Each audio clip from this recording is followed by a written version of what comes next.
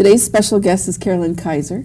Carolyn serves as the president of the American Federation of State, County, Municipal Employees, Retirees Local, Subchapter 63, correct? Mm-hmm. Welcome to Labor Talks, Carolyn. Thank you, Laurie, for having me. It's good to have you here.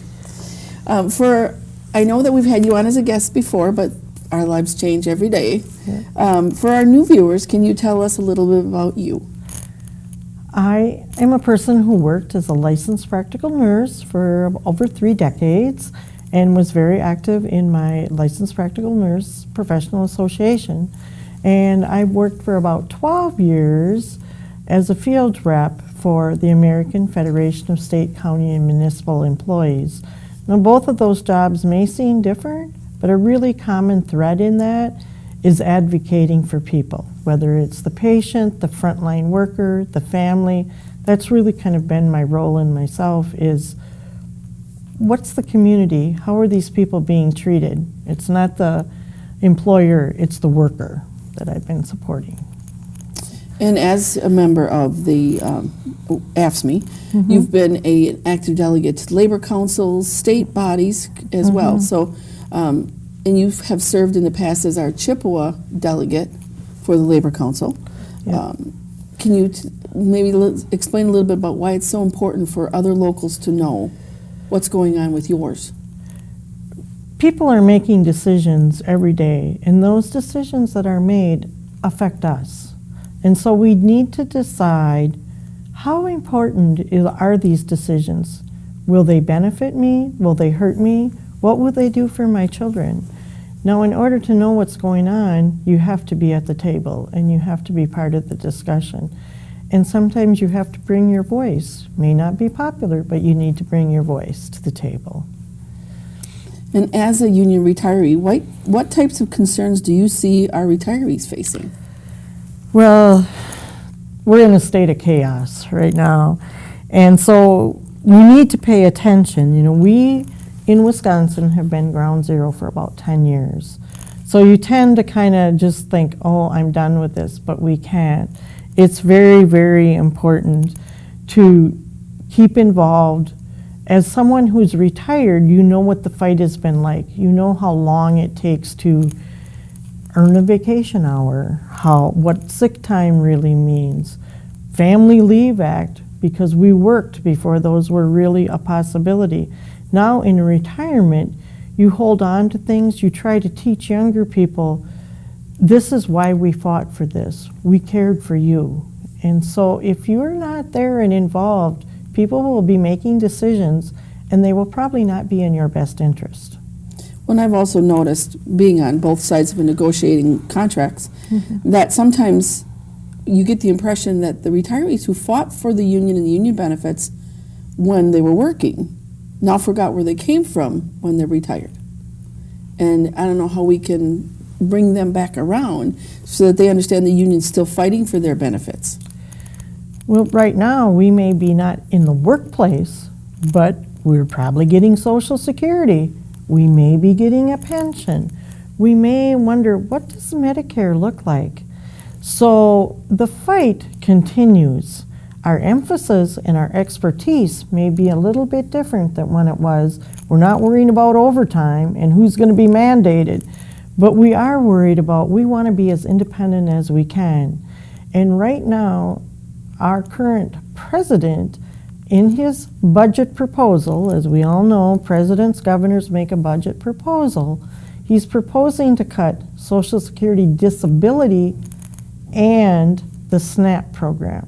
So what that does, it hinges on 2 vulnerable sets of people, the elderly or disabled, because that's the one getting the disability, the young children who need the supplemental nutrition. So if I'm just lollygagging around and working and not paying attention to anybody but me, I may not care. But if I have children or parents or a community, I should care. And I've noticed several governors' budgets where they're targeting dementia and Alzheimer's patients and their treatment facilities, because there's obviously more, because our baby boomers are a big portion of what the retirees are, and it's like they've got to be paying attention. Yeah. I mean, when you have a program that works right, like Wisconsin Retirement, the program that AFSCME has always had, then you have a governor, like we did, who is targeting it because that works good, but I want to take that money and put it somewhere else. Yes. No, that's not what the program was for. We should look at how that was set up, how it's working, and value that as an institution. And then what can we do for others that would work similar to that? Let's make this and this together for more people. Instead of nailing the program. Yes. No, I know you are currently very active planning an event, Citizens for Shockner. Can you give us some details about that upcoming event? Well, Patty Shockner is the current senator in Senate District 10 that covers St. Croix, Where I live. Polk County, Southern Burnett, a piece of Pierce, and of course Western Dunn. She has been an excellent advocate for rural health. She's been instrumental in co-authoring bills for interstate medical practice, for telehealth, to have them covered with Medicare, all very important things for rural health. She's an EMT by education and was a co-founder of the Task Force on Suicide, also nonetheless a mother of 6 children and the wife of a union member. She's walked the walk. She's not someone who just talks. She's been on a school board. We just think she is very important. She has fought so much for workers' rights that it's our turn to give back to her and support her in having a meet and greet on March 28th. It's a Saturday. We'll be in New Richmond at Champs Bar and Grill from 12:30 to 2. We would invite anybody to come, ask her a question, ask any questions. John Calabrese will also be there. That's his assembly district that he's running in, Assembly District 29. So even if you're not in her Senate district, she will answer questions to you. Yeah. Now, he's running for Staff Schultz assembly seat. Yes. Staff Schultz, the one that's running against Petty. Yes. And the Republicans are pouring a lot of money in right now because they want to try to retake Senate District 10. Yeah. And I mean, we were so proud of the fact that we got Petty in there. Well, the sad thing about, but a fact of life is that to get TV commercials in that Senate district, you need to go to the city's market. Those are the local channels, yep. That's what's considered local in that area. And that is just money that many of us do not have. And so we need to do a grassroots effort to energize people. Patty's someone who cares about human trafficking. She cares about rural farmers, and she's not really just carrying it, she's walking the walk of taking steps for safety and to make things happen. So yes, she does have an opponent, and of course he will be able to spend way more money than we ever need to. But we have just as many votes if we so choose to vote. And if they want to find out more details about that event, where would they go? Or who should they contact you? Well, you could contact me at 715-874-5156 if you have any questions, or just March 28th, you can come right to New Richmond at Champs Bar. Okay. AFSCME retirees have been involved in a wide range of federal issues that are important to senior citizens, and these include protecting Social Security, Medicare, controlling health care costs, establishing a system of universal coverage of long-term care. And how's the battle going? Well, the House of Representatives on a federal level has passed H.R. 3. And what is H.R. 3 is it is an issue where they can lower drug prices. They have a certain selection of drugs that people are mainly using that would really help in the payment. And that has passed the House some time ago, but it's sitting on Mitch McConnell's desk. And as we all know, it has to go through both sides and then be signed before something comes law.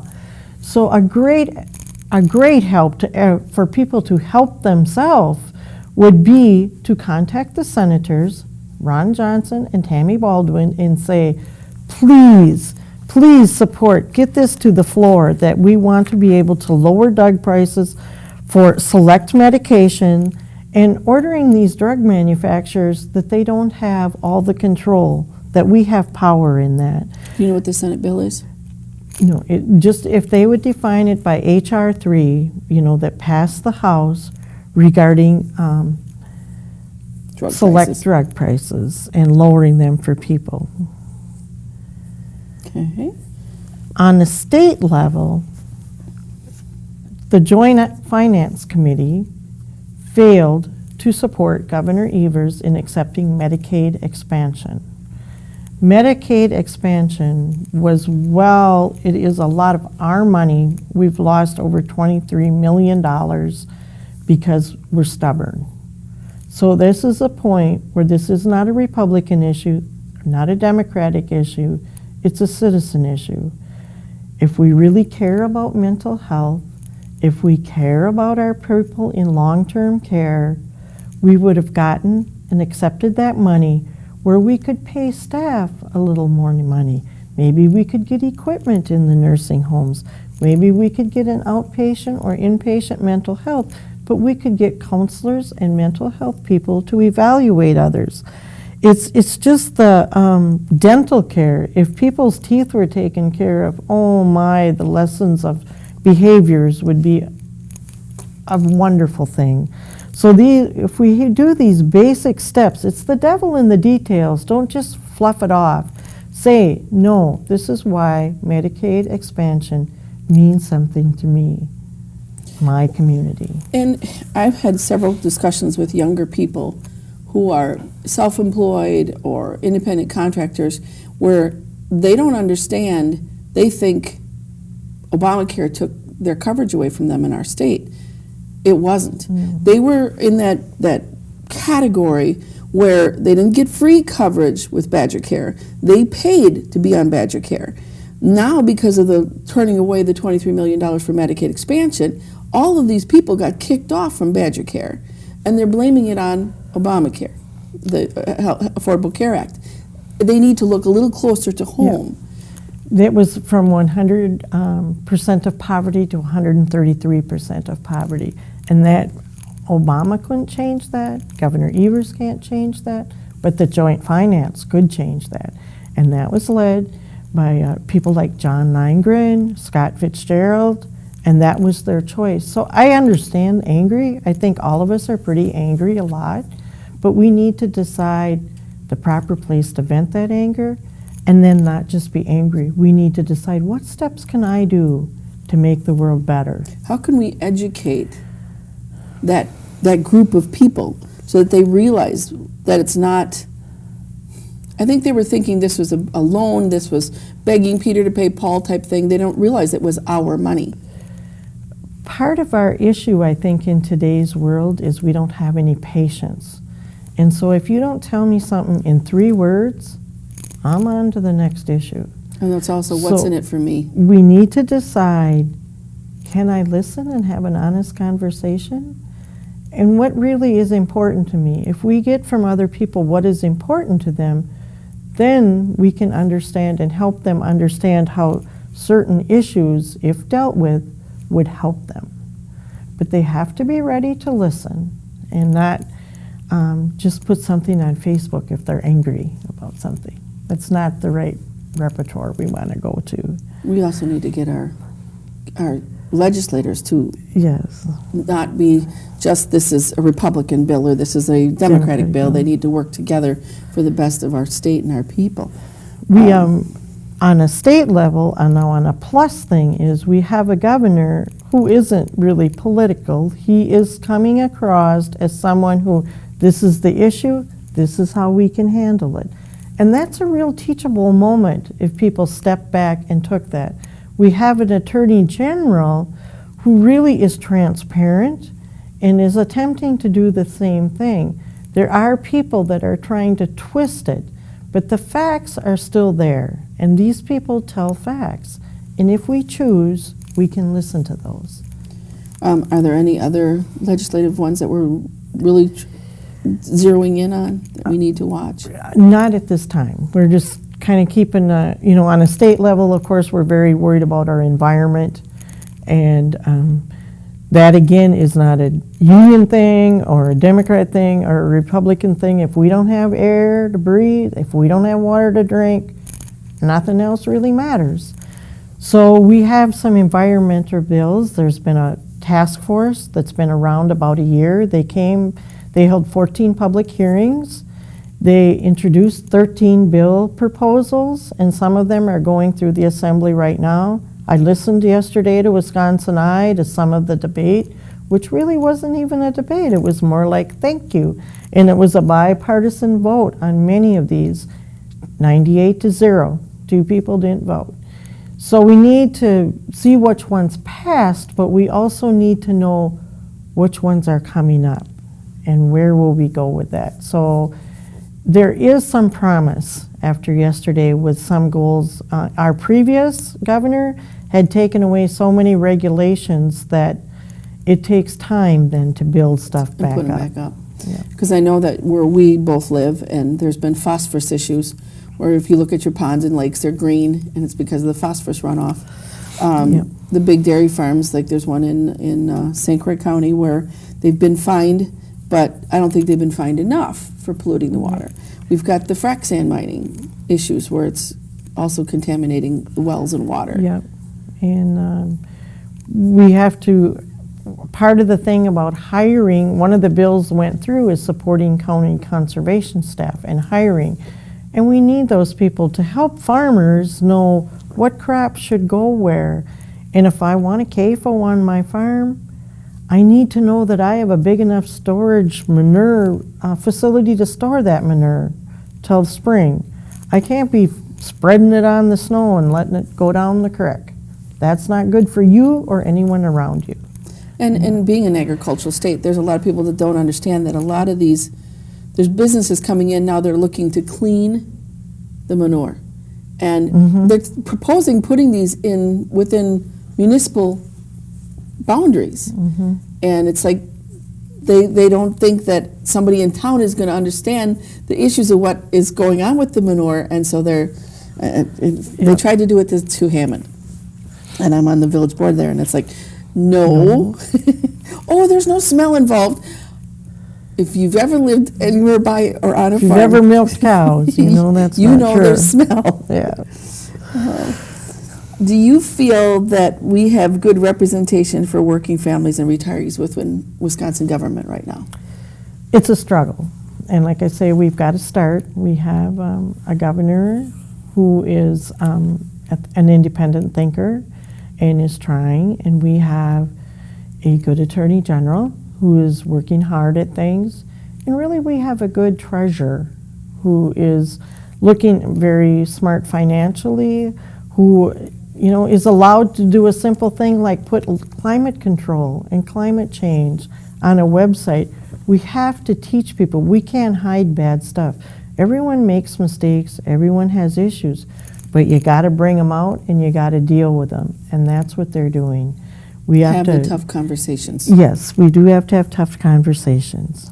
We have a Wisconsin Supreme Court race going on right now as well, where yesterday they could have voted for 2 out of 3 people. How important is it for us to have those people on the state Supreme Court that are going to back our working family issues? It's very important that the Supreme Court justice look at the rule of law. And it's very important that they look at what the statutes say, what administrative rules say, what the world we live in. Our goal is that they get a bunch of objective data, a bunch of rules, and then make decisions and thinking, this is my community, and this is the rule of law, and this is how I'm going to place my vote. Well, and with the judiciary part of it too, we've run into a lot of problems, I think, in the last several years since Act 10 went through, where it'll come up to a municipal court, then it would go to the state's court, and they were all overturning each other. Yeah. And it makes, I know it made me confused, because I'm like, okay, do they all have a different legislative book that they're looking at? I mean, laws are laws. They should be, I don't know how they're finding precedents to overturn these things. And we went through a time where the Supreme Court was not acting very professional. when Supreme Court Justice Prosser Was went there. after one of the female judges. Instead of those people speaking truth to power, they just were quiet and didn't vote. So therefore, he did not get taken off the bench. And that's a sad thing. We want our kids to speak truth to power. We want our kids not to be bullied. And then as adults, we sit back and allow that behavior? What are we really teaching? Yeah, in his case too, we're females in an age when we should have equality across the board, and here you have a judge Yes. sitting on a state Supreme Court who was bullying the female judges. Inappropriate, physical, and Yes. yes, and verbal, and verbal. and not being held responsible for his actions. Right. Very true. What steps would you recommend that we take to affect change? Well, we have to overcome fear, I think, and probably women more than men, because women are always a little bit hesitant. If I say that, what will happen? But really, we need to look at our moral compass. We need this courage to speak truth to power. And we need to decide, am I going to go along or am I going to speak up on this issue? What really are my values? I would like to see on a federal level that we return to the fairness doctrine. And that's where you would have honest, equitable, balanced news. People don't know what to believe. We, as retirees, remember a day so we can make judgment about facts. Young people, they're very struggling with this. Well, and you think that, okay, I'm going to watch the news. You would think that those are facts. Yes. Instead of it being, the fake news gets thrown around so much today, and it's so biased, and it's not supposed to be biased. Right. And we, in my younger days, you would hear cliches and you would think that was a line. But really, cliches mean something. It's like, our lives begin to end the day that we become silent about the things that matter. Or if you're not at the table, you're on the menu. And how about justice? When we allow injustice to continue, we're denying justice. In today's world, and today especially, we need to know that corruption needs to be stopped. And then stopping that corruption is everybody's business. So stopping corruption, we need to step up and speak up. And there's so many people that are like, I'm just one vote doesn't matter. No, that's not true. Find out your issues, find out what's important to you, find out where people stand on those issues, and now go and be a voice and vote. And just a thing on the side, we can't always just listen to their talk. We need to look at their action. And my case in point with that would be Representative Jimmy Anderson, who's not from our area. He's down from Madison. He's a quadriplegic. He's a lawyer. He's a quadriplegic. When it became the lame duck in the fall of 2008, people were scrambling to change laws. They had long sessions. He ended up getting ulcers because of his quadriplegic. He went through months of attempting to heal, needing treatment. He needs care. He needs help getting dressed. He went to Leader Voss and said, I'd like some American disability accommodation. Can I call into committee meetings if my caregiver can't give there? None of this was allowed. Now, we went through 10 months of fighting the fight. Meanwhile, we had representatives, even in our own area, who said, oh yeah, I care about people with disabilities. But when it came to vote, they voted to deny. So we need to ask those people, really? What are your values here? This isn't a Republican issue, a Democratic issue. It's a human dignity issue. And I've been in that fight, because a lot of times people look at someone and say, oh, there's nothing wrong with that person. They don't understand there's a lot of things that qualify somebody for the American Disabilities Act. It might be the fact that they can't work behind a computer screen anymore. Might be the fact that they can't do steps and they can't stand for any long, or lift weight, anything that's real heavy. Doesn't mean they can't do their job as long as they have something that can accommodate that. Right. And one of the boards that I served on, their meetings were always downstairs in a building that didn't have an elevator. And I broke my leg really bad, and I was in a wheelchair for 6 months. It was important for me to be at those meetings, and I was one of the most vocal people on that board. They purposely would not have it somewhere that I could get to it, because that way I didn't get to go to those meetings for 6 months. And it's sad, and people need to stop judging.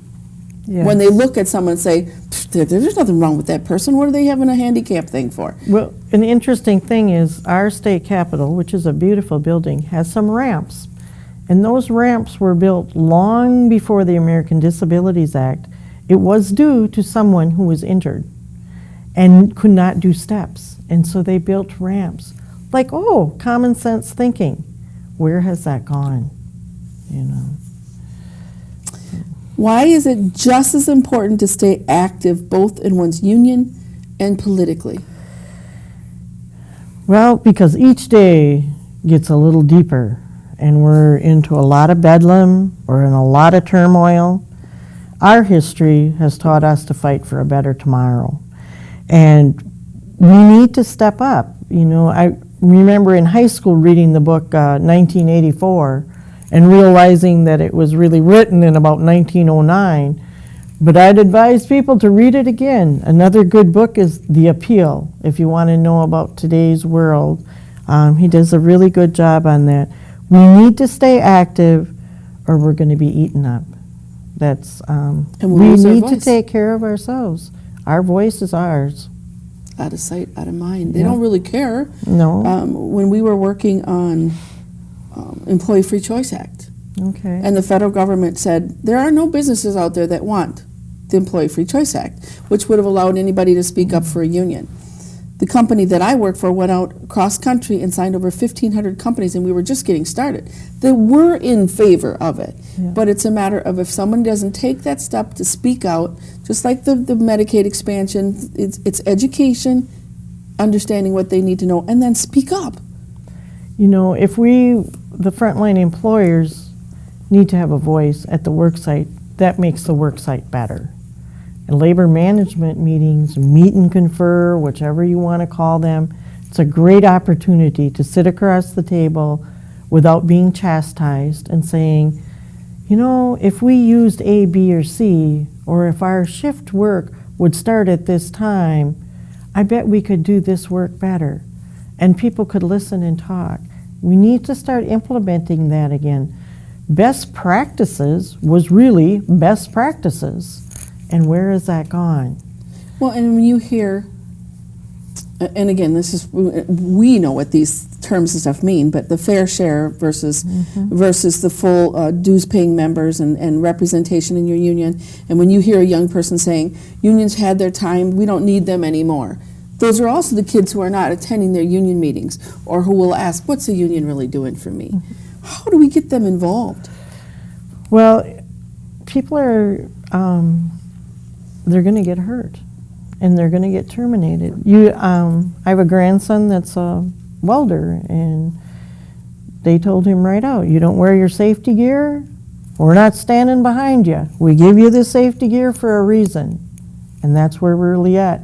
And I think that's what you need to say to people. We protect you when they're screwing you over, but you have standards that you need to meet too. And that's where, you know, we need to keep telling people, answer their questions, go to a meeting with them. If you don't want to be going there, take them to an event, teach. Be a voice. If you go, bring someone with you. Yep. Well, that's today's program. My thanks to our viewing audience for tuning in, and to Carolyn, who made today's show possible. And my thanks also to the folks behind our cameras. They not only make the show possible, but they give us a outlet for our union voices for working families. And a final note, Labor Talks is on Channel 993 twice weekly. You can also use your favorite search engine with keywords Labor Talks or CBC TV, and you can find it on YouTube. Thanks for tuning in today.